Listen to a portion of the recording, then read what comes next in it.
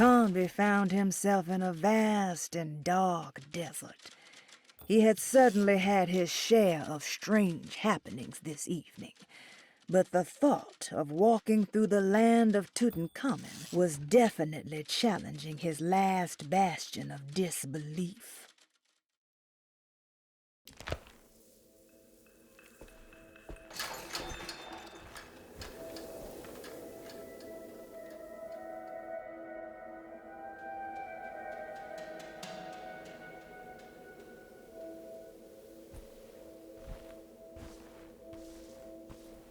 Oh.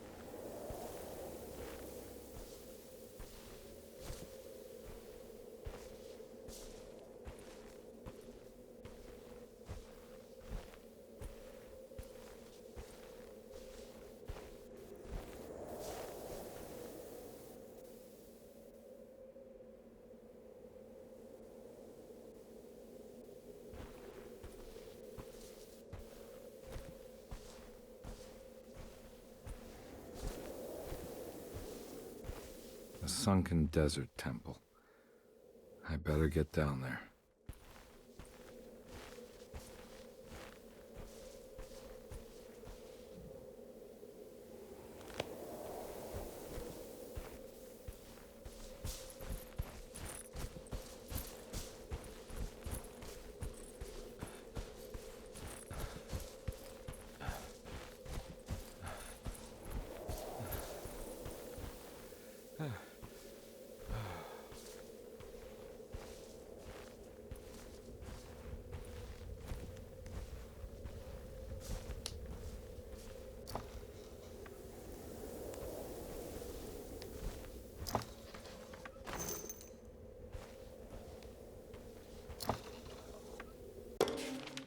The Temple of Nephron-Ka lies under our camp. Despite all efforts, that unholy site did not collapse, but sink beneath the sand. The pharaoh is long dead, his name meticulously stricken from all ancient writing. But that stage meant for blood and terror remains. The temple is said to be lightless, built to harbor all the haunters of the dark found in the very depths of our universe. Calling on the gods meant creating a bridge between our world and theirs. The terrible Aldebaran of Taurus, the Black Sun, was seen as the most important star in the night sky, because, according to the Kitab al-Azif, it was said to be the home of that crawling chaos known as Nyarlathotep. Through ancient mechanisms, it was said that the priests could open shafts channeling the light emitted by that strange stone called the Shining Trapezohedron. Several streams pooled together above the statue of that dark man would then be sent through space towards the Black Sun, a message to the gods. The gifts bestowed on the sender are completely undocumented, but often assumed to involve dark blood pacts, where souls are traded for malicious miracles.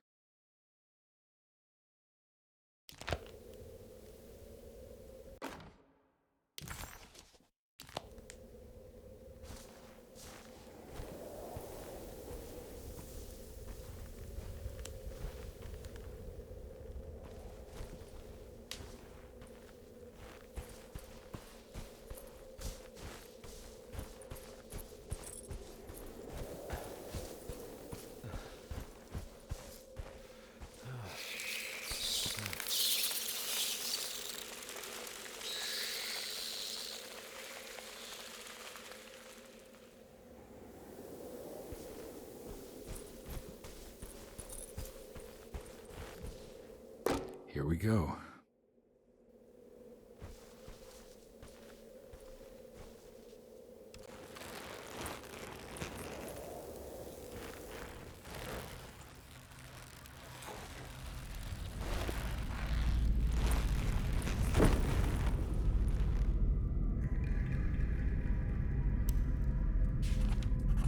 The Dark Man's temple was buried beneath the sand, a cursed and dark place. Every step felt ill-considered. Conby needed to find the contract that Jeremy signed with the Dark Man and get the hell out of here before he went completely mad.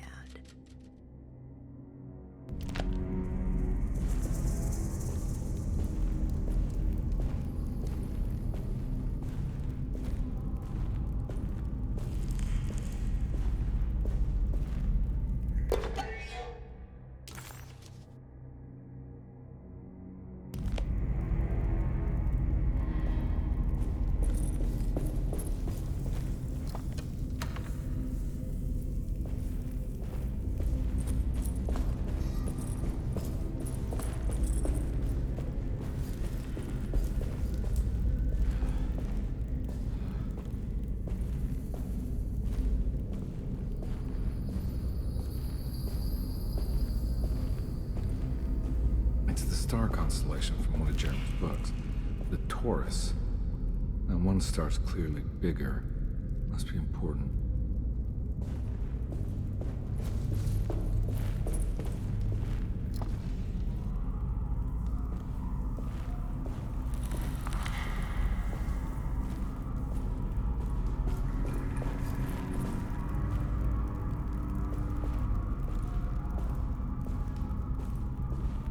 I got a feeling this is it. This is where the contract is hidden.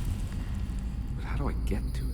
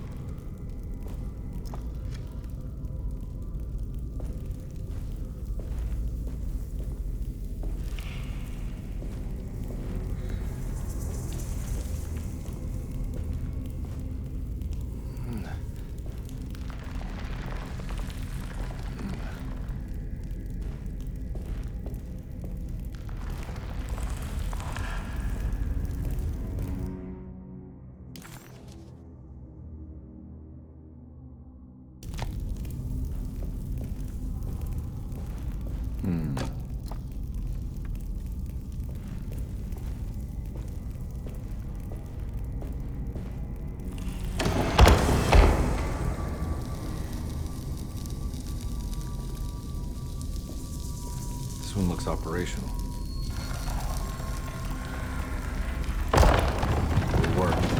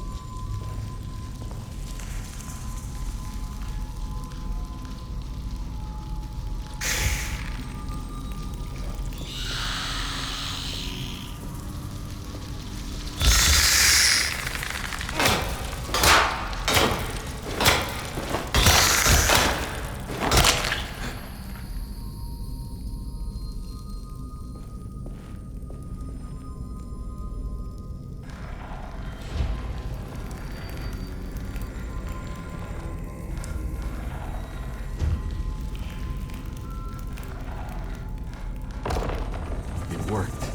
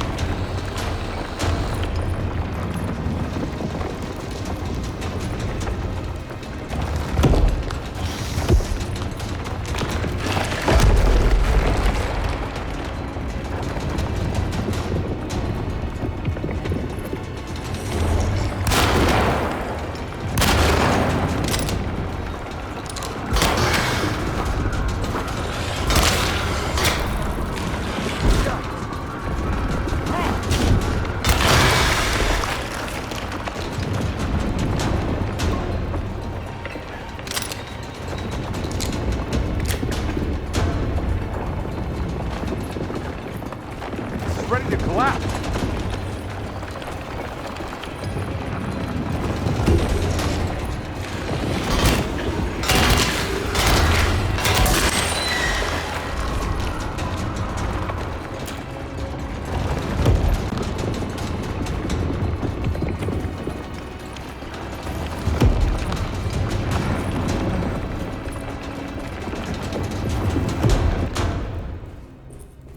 What is going on?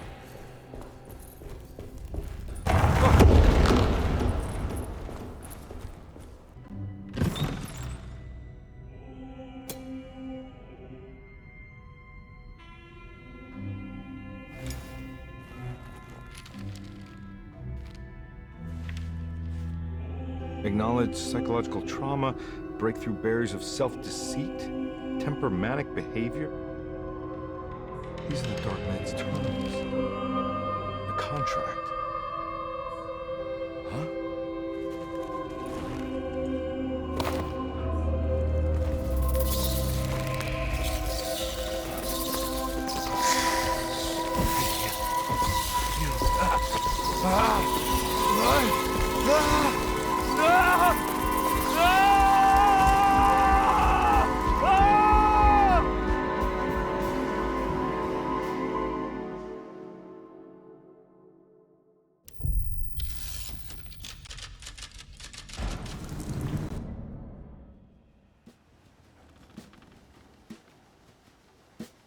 Hey.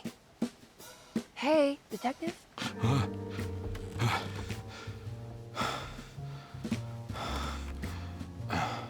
What are you doing?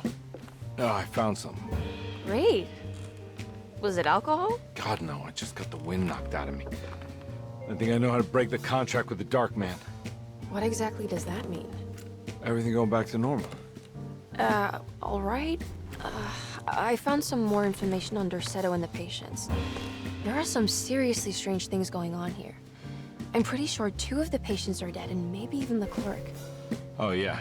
I kind of just gave up on worrying about that. Well, just keep your eyes open, I suppose. What were you doing again? Jeremy made a pact with the Dark Man to keep all the madness locked inside Dorsetto. All right. I'm gonna break it. I just have to... Where is it? Where's the talisman? It's around your neck? Ah! I worry, detective. Don't, I'm fine. I worry that you're not much help on this case. At least you're a good distraction. Trust me. You're getting your money's worth. At this rate, I'm an absolute bargain.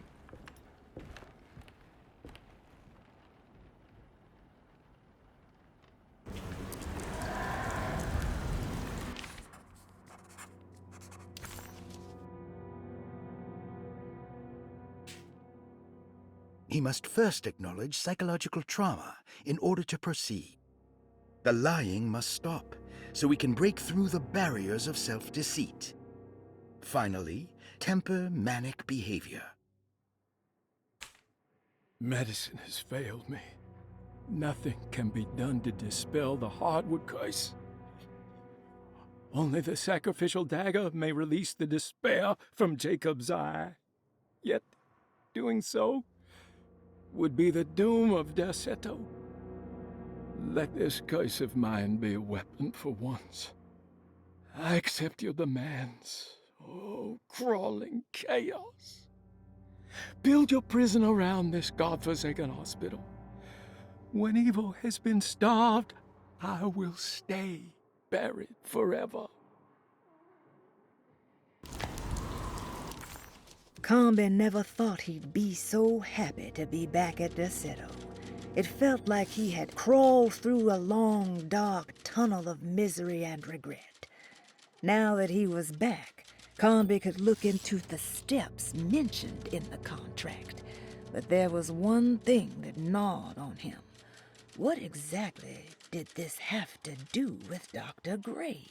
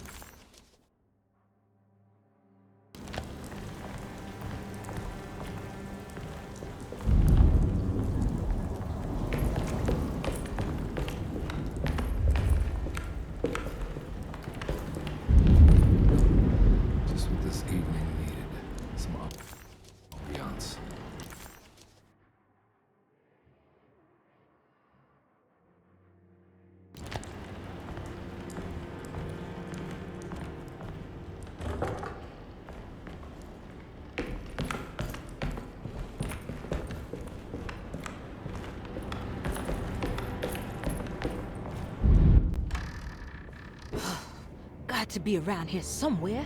He wouldn't leave this house. I don't know what to think anymore. You run into that detective fella? Who is he?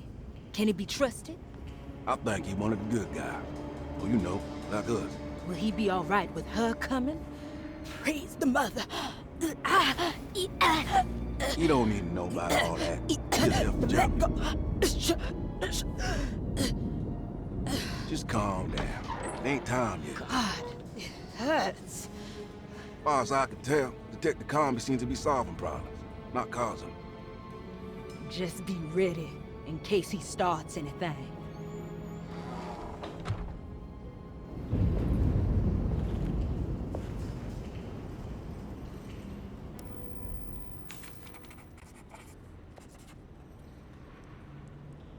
The two orderlies still hadn't found Jeremy.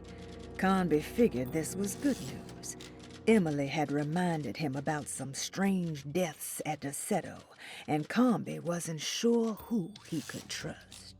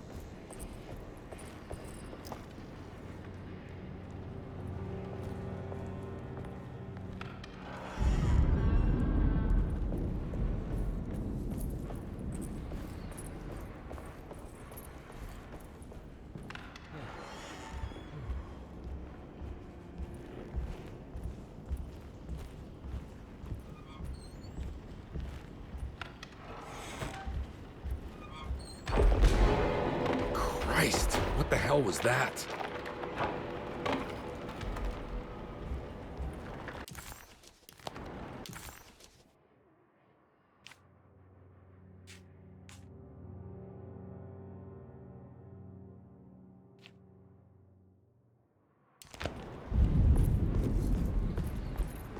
It's blocked.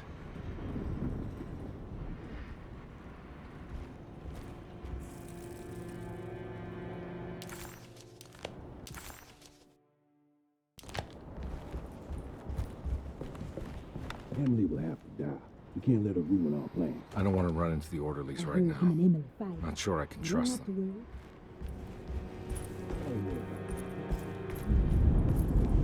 I think Dr. Gray might be in there. Perfect time to snoop around his office then.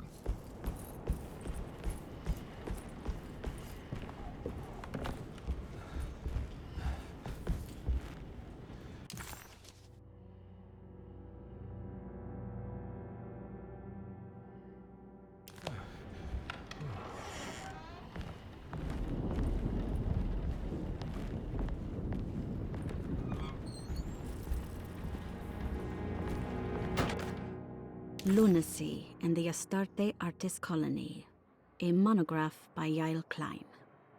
In early 1909, the old Derceto plantation outside of New Orleans was turned into an artist's colony. 3 famous European artists rented the house and the surrounding land from the owner, the Ledoux family. The colony was chiefly run by Sebastian Cortez, who was playfully dubbed the captain by his collaborators, William Arges and Heinrich Kassel. The colony existed for 6 years, until one day all 12 members disappeared without a trace. It is widely believed that their disappearance is connected to the disastrous hurricane that passed through on September 29, 1915, but nothing truly supports this claim.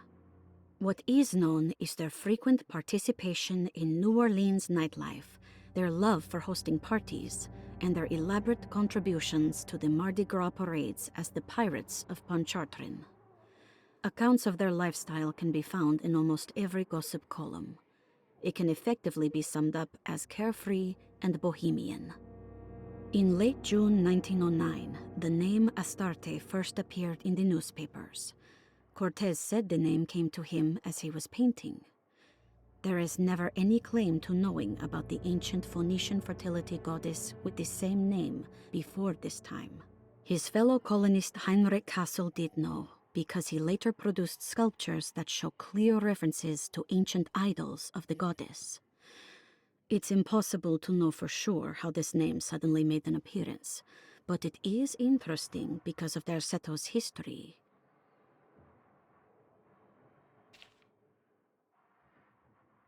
Even the name Derceto is the Greek name of a Syrian fertility goddess.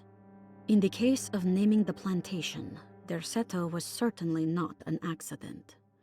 We know that Elijah Pickford intended to build a temple for his cult, for he had distributed pamphlets 2 years prior to the purchase of the land, advertising his intentions. His followers were estimated to be almost 100 men and women, mostly sailors, Maroons, and Cajuns, when the plantation was built. To outsiders, Derceto registered as an ordinary slave plantation, which enabled Pickford and his flock to remain hidden for decades.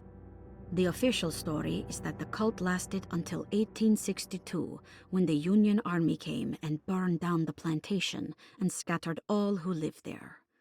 Following the Civil War, new people started to congregate in the ruins of Derceto to invent a new fertility goddess, the Shub-Niggurath.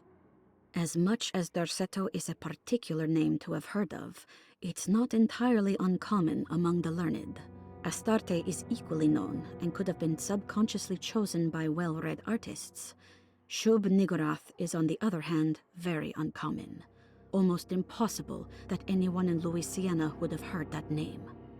The name is referenced only in rare books like Unaussprechlichen Kulten and the Necronomicon, and is believed to be a bastardization of Arabic words meaning pertaining to the dark young. The few paragraphs printed on the goddess are so upsetting that no one in their right mind would want to build a religion resting on such qualities. The Shub-Niggurath cult was hard to get rid of, but it is believed that despite the police jailing and killing several cultists over the years, the main culprit in the cult's demise is the cult itself, which seems to line up with every instance of cult activity on Derseto's grounds. When Captain J.W. Norton of the Union Army arrived, he described the people at Derceto as malnourished and maniacal. As much as the army tried to save them, they fought back with fervor, as if nothing was going to stop them from slowly destroying themselves. While the disappearance of the Astarte artist colony remains a mystery, the recurring motif seems to suggest that their fate involved lunacy and a hunger for self-sacrifice to that fertility goddess with 1,000 names.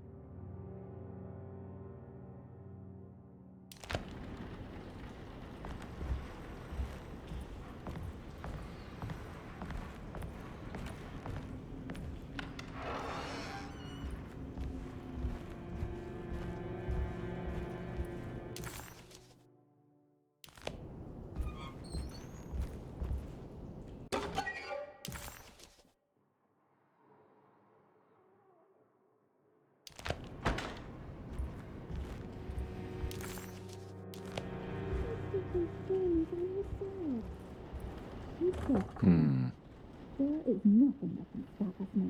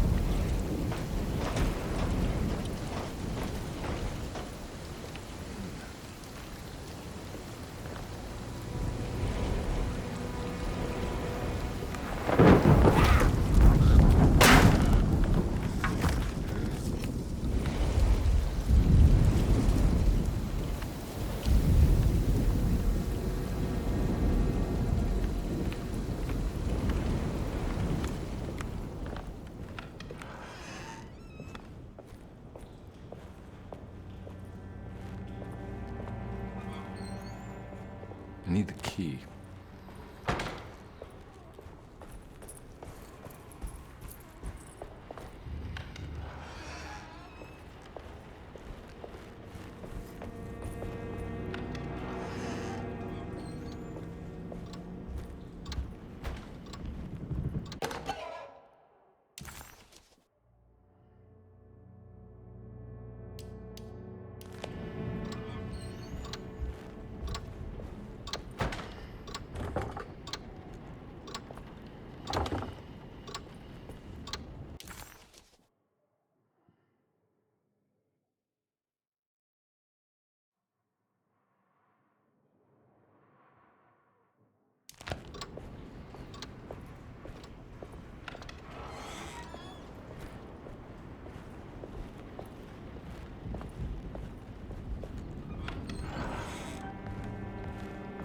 There must be a spare key to Dr. Gray's office in here somewhere. I need the key.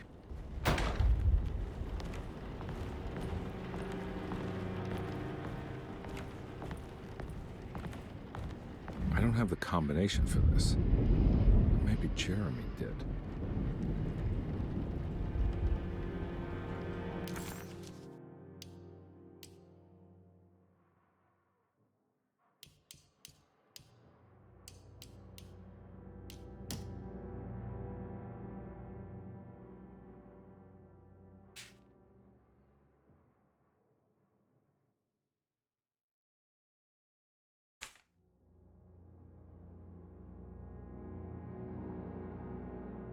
The people of Deseto are becoming dangerous. They do not understand what they are doing. I must do something to stop them.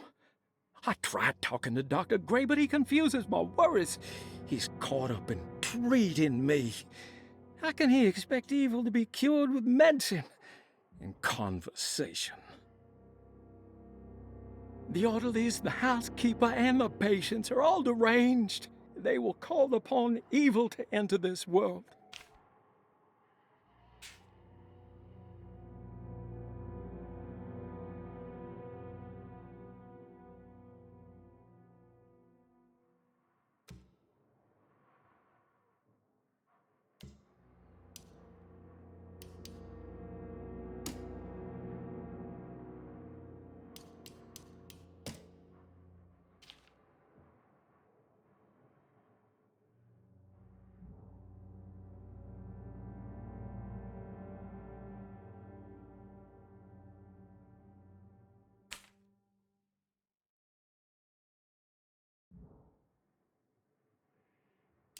All right, time to get Jeremy out of that contract so we can get the hell out of here.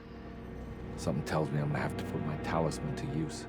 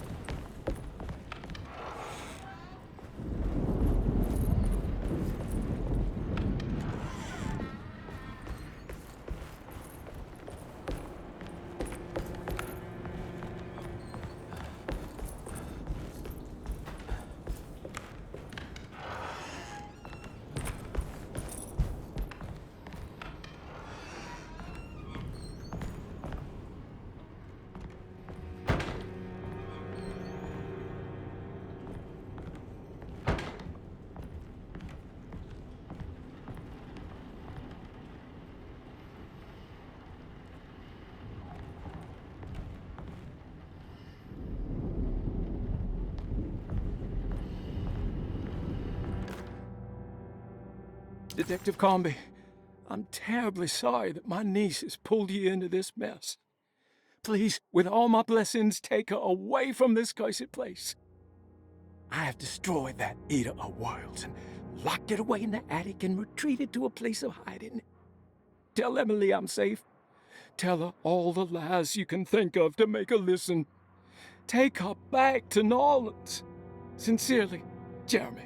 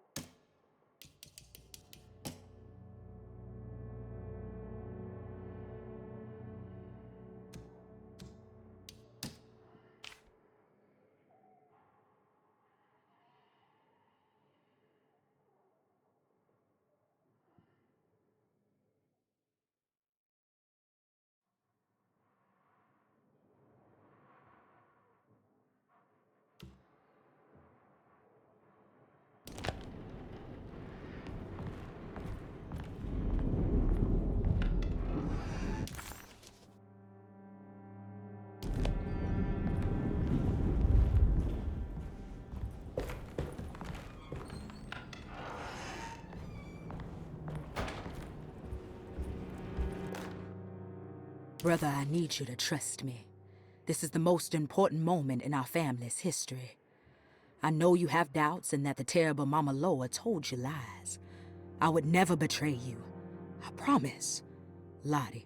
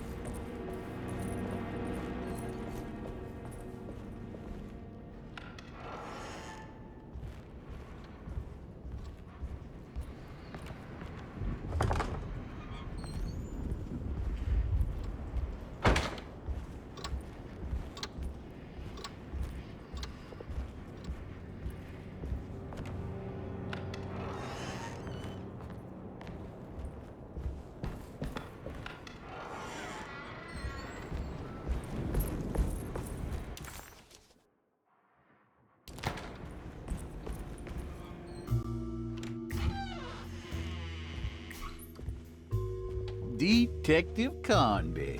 Good to see you again. Solved your case yet? I'm trying. Hey, Grace, you okay? Oh, she is just peachy, Detective. Are you looking forward to the Feast of St. John, Grace? I can't wait. Kids, ain't they great? What exactly are you planning for tonight? Oh, not much. We eat, we drink, we pay tribute to the wishing tree in the conservatory. The usual. Then why all the excitement? There is just something about tonight. Something's different. I think we all feel it. Besides, we got ourselves some new words for the prayer thanks to your buddy Jeremy. She'll come and turn the world inside out, and things will begin again. That sounds strangely threatening. You should come.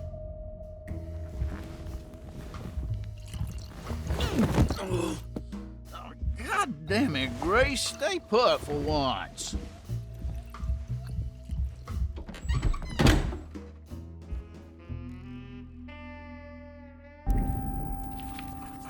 McCarthy was a deadbeat. His mere presence annoyed Conby. It was like watching the worst version of himself mock him by simply being worthless. While Conby enjoyed watching the child outplay the drunkard, there was something terrifyingly familiar about Grace. It was taunting him, like he was supposed to remember, but couldn't.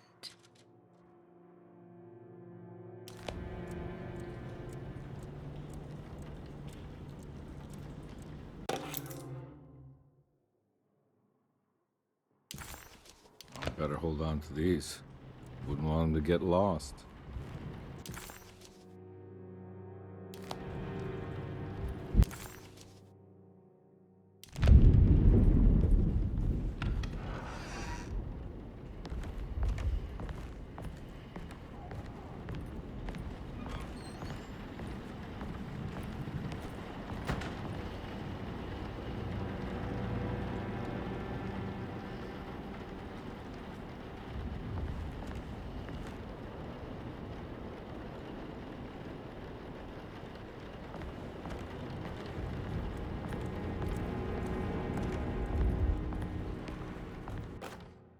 Jeremy knew that the only one who could help him now was the guest in room number 3.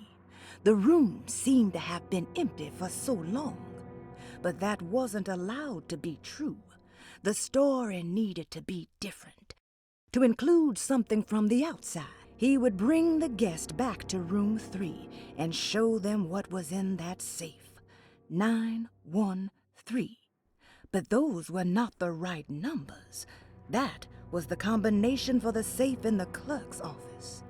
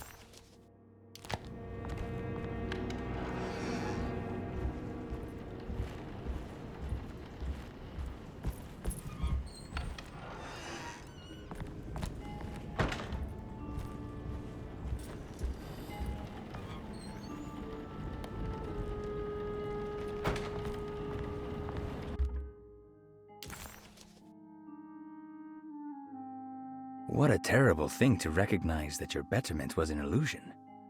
That you are so infatuated by the virtue of struggling that despite all your hard work, you made no real efforts to ever become well. Or that the treatment becomes such an obsession that instead of letting your wounds heal over time, you tear at the flesh in the hope that it will heal better and faster. If only it would bleed in the way you wanted. Do we ever become well? What do you think, Dr. Gray?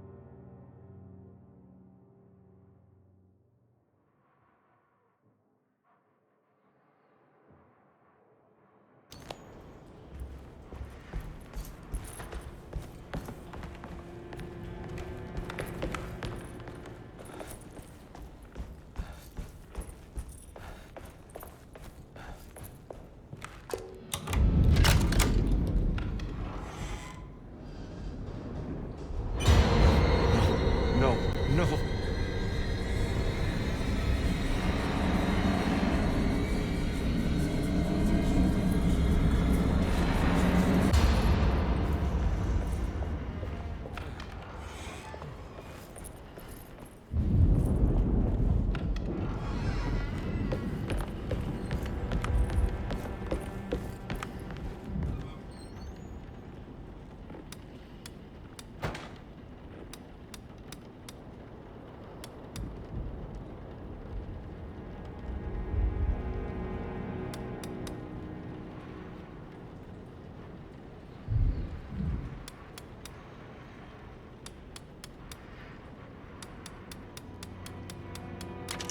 It worked.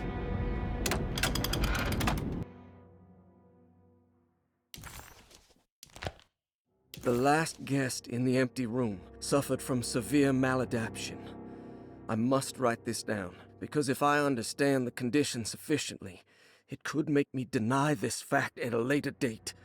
And there is reason for me to think I may come to suffer the consequences from this dysfunction, as some who came in contact with the guest seemed to adopt a new worldview in which everything was predetermined but broken. Upon accepting this worldview, some memories became unmanageable and later rejected. I do not know what this means,